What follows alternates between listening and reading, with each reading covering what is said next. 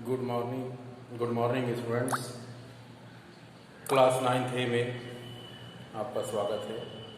English की grammar की class में आप सबका स्वागत है। आज जो हम चल रहे हैं, अभी तक हमने प्रेजेंट इंडेफिनिट प्रेजेंट कॉन्टिन्यूअस देखा, फिर हमने पास्ट इंडेफिनिट पास्ट कॉन्टिन्यूअस देखा, फिर हमने फ्यूचर इंडेफिनिट देखा। अब जो हम देखने जा रहे हैं वो फ्यूचर कॉन्टिन्यूअस है। फ्यूचर कॉन्टिन्यूअस में सबसे पहले मैं आपको बताऊंगा कि फ्यूचर कॉन्टिन्यूअस की परिभाषा मीन्स डेफिनेशन क्या है। उसके बाद इसका जो है पहचान क्या है, तो आपको समझ में आ जाएगा कि फ्यूचर कॉन्टिन्यूअस टेंस क्या होता है। बहुत सिंपल है, कोई ज़्यादा कठिन नहीं है। सबसे पहले इसकी परिभाषा पर आप लोग फोकस करिए। इसकी जो परिभाषा होती है, जब किसी कार्य का भविष्य काल में लगातार होना पाया जाए, जब किसी कार्य का भविष्य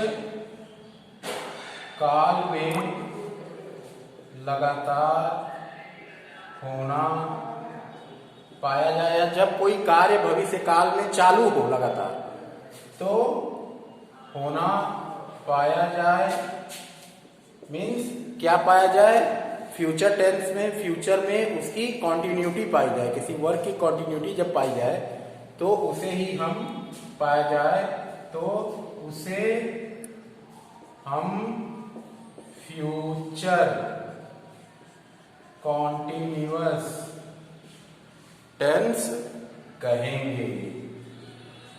क्या एक बार और आप लोग समझिए कि जब किसी कार्य का भविष्य काल में लगातार होना पाया जाए, या जब किसी कार्य को कोई कार्य भविष्य काल में लगातार चालू हो, तो उसे हम फ्यूचर कॉन्टिन्यूअस टेंस कहते हैं। जो क्या दर्शाता है, फ्यूचर में, इन फ्यूचर में कॉन्टिन्यूटी ऑफ वर्क को दर्शाता है। What does it show in future? It shows the continuity of the work. The work will to be continued in future time. So it is called future indefinite, future continuous tense. Sorry, not future indefinite. It is called future continuous. तो एक बार फिर, जब किसी कार्य का भविष्य काल में लगातार होना पाया जाए, या कोई कार्य भविष्य काल में चालू हो, तो उसे हम फ्यूचर कॉन्टिन्यूअस टेंस कहते हैं। एग्जाम्पल की मदद से आप समझिए। यहां एक एग्जाम्पल है, I shall be washing my clothes tomorrow. अब यहां देखिए क्या दिया है, I shall be washing my clothes tomorrow. तो क्लॉथ्स टुमारो शैल बी, सबसे पहले हमें क्या मिला कि विल बी या शैल बी फ्यूचर कॉन्टिन्यूअस में लगता है, और विल बी या शैल बी के साथ हम मेन वर्ब में क्या लगाते हैं, आईएनजी फॉर्म लगाते हैं। आईएनजी फॉर्म तो सब में लगेगा, लेकिन केवल हेल्पिंग वर्ब बदलता है। प्रेजेंट में इजमार के साथ आईएनजी, पास्ट में वाजवर के साथ आईएनजी, फ्यूचर में विल बी शैल बी के साथ आईएनजी लगता है। इसके बाद अब हम लोग चलेंगे पहचान पे, कि पहचान क्या होती है। पहचान जब आप लोग देख लेंगे तो आपको समझ में आ जाएगा, ठीक है। तो अब हम पहचान पे चलें। पहचान जो है, पहचान होगा रहा होगा, रही होगी और रहे होंगे। पहचान क्या है, रहा होगा, रही होगी और रहे होंगे। ये आपका पहचान हो गया। पहचान का होता है आइडेंटिफिकेशन। तो what is identification of future continuous tense? तो it is very simple to say कि रहा होगा, रही होगी, रहे होंगे। It is the identification of future continuous tense. मतलब पहचान क्या होगी, अगर कोई पूछे what will be the identification of future continuous tense, तो very easy to say in front of the questioner, तो you can answer in front of him कि इफ एनीबडी आस्क यू कि what will be the identification of the future continuous tense, very easy answer, very easy for you to answer के रहा होगा, रही होगी, रहे होंगे, it will be the identification of future continuous tense, मतलब रहा होगा, रही होगी, रहे होंगे, ये फ्यूचर कंटीन्यूअस की पहचान होगी। अब हम लोग नियम पे चले, रूल, नियम। सबसे पहले असर्टिव सेंटेंस का क्या नियम होगा? असर्टिव सेंटेंस का जो नियम होगा, सबसे पहले हम क्या लेंगे? सब्जेक्ट लेंगे। अब हेल्पिंग वर्ब बदल जाएगा, विल बी या शैल बी लगेगा। क्या लगेगा? विल बी या शैल बी लगेगा, ठीक है। और उसके बाद विल बी या शैल बी लगेगा, उसके बाद हम क्या लगाएंगे? मेन वर्ब के फर्स्ट फॉर्म में आईएनजी लगाएंगे और फिर ऑब्जेक्ट रखेंगे, ठीक है। तो यहां पे एग्जांपल देख लें, ये तो आपको पता है। अब ये मैं बता दूं, शेल कहां लगेगा, विल बी कहां लगेगा, ये जानना जरूरी है। आई और बी के साथ आप शेल बी का प्रयोग करेंगे और बाकी सबके साथ चाहे यू हो, चाहे दे हो, चाहे ही हो, चाहे शी हो, चाहे इट हो, चाहे कोई नेमिंग वर्ड हो, उनके साथ आप विल बी का प्रयोग करेंगे। तो मैंने आपको बताया था फ्यूचर इंडेफिनिट में भी, तो वही चीज यहां पर होगा, ठीक है। तो अब हम एक एग्जाम्पल की मदद से समझें, ठीक है। उदाहरण की मदद से जितना आप समझेंगे उतना आपके दिमाग में बैठता जाएगा।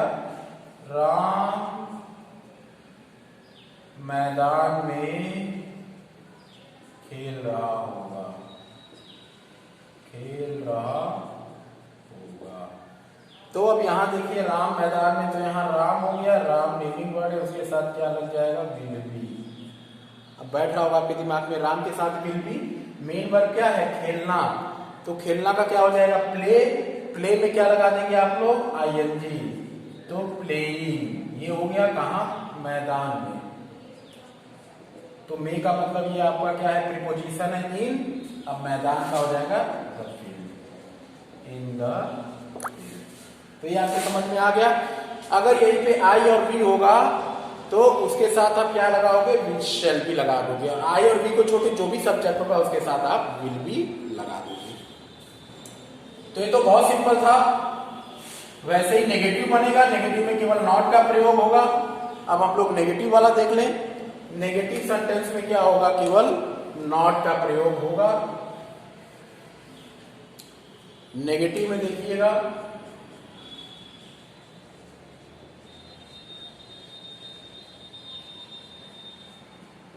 नेगेटिव सेंटेंस में नॉट का प्रयोग होगा। आप देखते रहिएगा।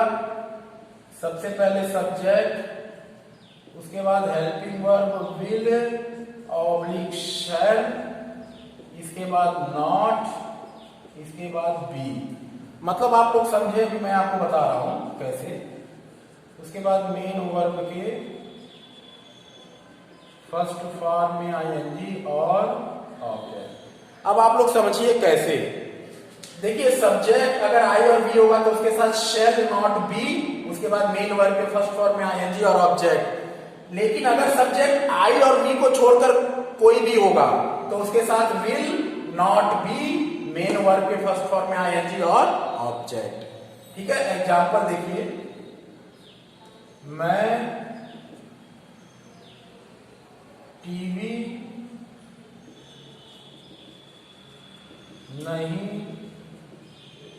देख रहा होऊंगा। मैं टीवी नहीं देख रहा होऊंगा, इसका क्या मतलब हुआ?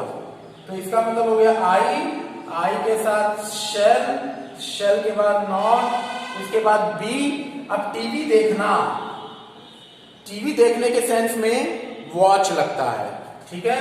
तो वॉच में आईएनजी लग जाएगा तो वॉचिंग हो जाएगा। वॉचिंग क्या नहीं देख रहा होगा? टीवी, ठीक है। और यहीं पे अगर आई और वी तो शेल नॉट बी लगता, और आई और वी को छोड़ के जो भी सब्जेक्ट होगा उसके साथ विल नॉट बी, और फिर जो मेन वर्ब होगा उसमें आईएनजी और जो ऑब्जेक्ट होगा वो रख देंगे, तो ये हो जाएगा। ठीक है, अगला जो हमारा है इंट्रोगेटिव। इंट्रोगेटिव में हम क्या करेंगे, दो तरह का इंट्रोगेटिव होता है। इंट्रोगेटिव आपका दो तरह का होता है। सबसे पहले देखिए हेल्पिंग वर्ड टाइप इंट्रोगेटिव। इसमें सबसे पहले हेल्पिंग वर्ब आपका क्या है, विल ऑब्लिक शैल, उसके बाद सब्जेक्ट, उसके बाद बी, उसके बाद मेन वर्ब के फर्स्ट फॉर्म में आईएनजी और उसके बाद ऑब्जेक्ट क्वेश्चन मार्क। अब यहां पे वही चीज करेंगे जैसे विल, अगर सब्जेक्ट आई और वी होगा तो शेल लगेगा, फिर वो आई और वी सब्जेक्ट, फिर बी, फिर मेन वर्ब के फर्स्ट फॉर्म में आईएनजी और ऑब्जेक्ट। लेकिन अगर सब्जेक्ट आई और वी को छोड़कर दूसरा होगा, जैसे यू होगा, दे होगा, ही होगा, शी होगा, इट होगा या कोई प्रॉपर नेम होगा, तो उसके साथ विल पहले लगेगा, विल के बाद फिर वो आएगा सब्जेक्ट, उसके बाद बी, मेन वर्ब के फर्स्ट फॉर्म में आईएनजी और ऑब्जेक्ट, ये लगेगा। ठीक है, एग्जांपल ले लो, क्या वे कमरे में सो रहे होंगे।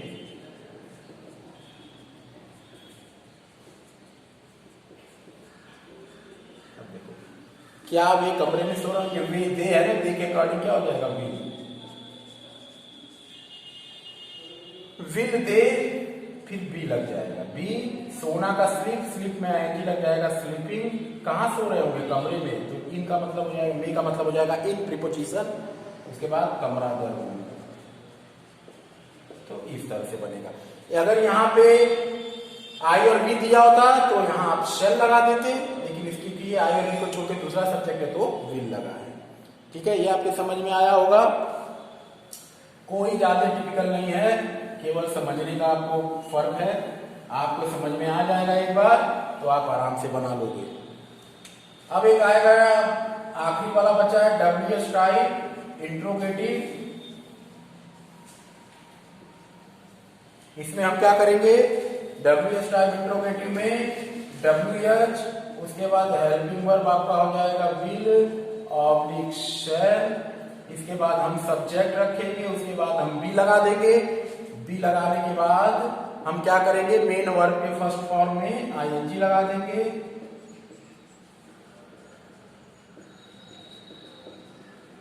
उसके बाद हम ऑब्जेक्ट लगा देंगे।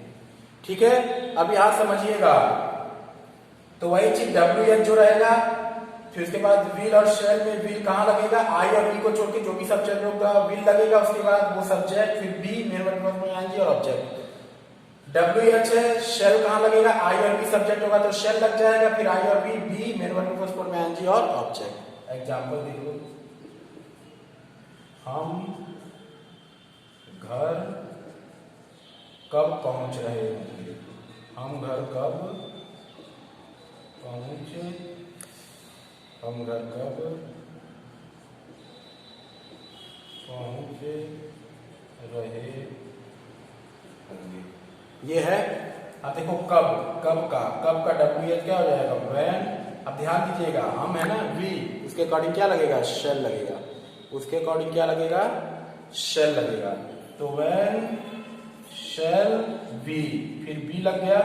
पहुंचना का होता है रीच, रीच में आईएनजी लगा देंगे तो क्या हो जाएगा, रीचिंग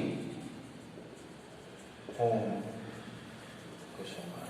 तो बहुत सिंपल है, उम्मीद करता हूं आपकी समझ में आया होगा। देखिए, कोई इसमें कोई रॉकेट साइंस नहीं है, ये जैसे मैंने समझाया, वीडियो देखिए, आप अच्छे से समझेंगे तो आपको समझ में आ जाएगा। इसके बाद जो हमारा नेक्स्ट चैप्टर रहेगा, जो हमारा इसके बाद हमारा 3 ही बचा है, इसके बाद हम लोग, इसके बाद हमारा भी बचा है पास्ट प्रेजेंट परफेक्ट पढ़ेंगे, फिर पास्ट परफेक्ट, फ्यूचर परफेक्ट। आज इसका भी वीडियो जहां तक पॉसिबल होगा तो मैं भेज दूंगा बना के, और नोट्स भेज दूंगा इसके। लेकिन जहां तक मैंने पढ़ाया इसको आप देखिए, समझिए, नहीं समझ में आता है तो आज हमारा जब लेक्चर होगा तो पूछिएगा। Thank you friend.